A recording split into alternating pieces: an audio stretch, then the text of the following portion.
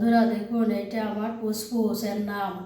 অন্য আরও একটা নাম আছে শেরু, ডান্টু। এ সবসময় আমার পিছনে পিছনে থাকে, খুব ভালোবাসে, সব থেকে ভালোবাসে আমাকে। কোথাও গেলে কাঁধে না ফিরে আসা অবধি। আর দেখেছেন পুজোর সময় এরকম সকাল সন্ধ্যায় এইরকম উলু দেয়, যখন আমি পুজো দেয় তখন।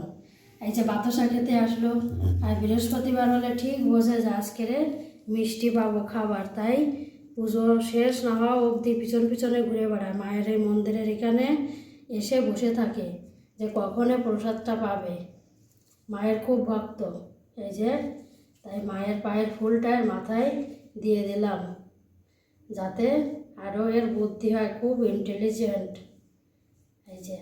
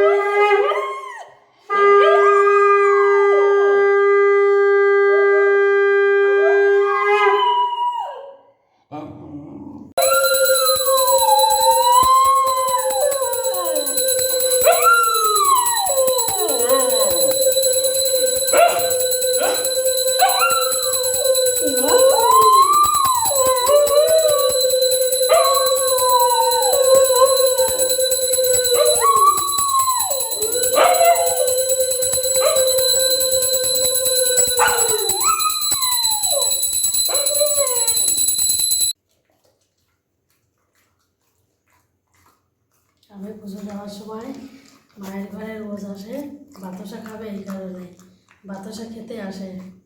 মায়ের একটা একান্ত ভক্ত ও,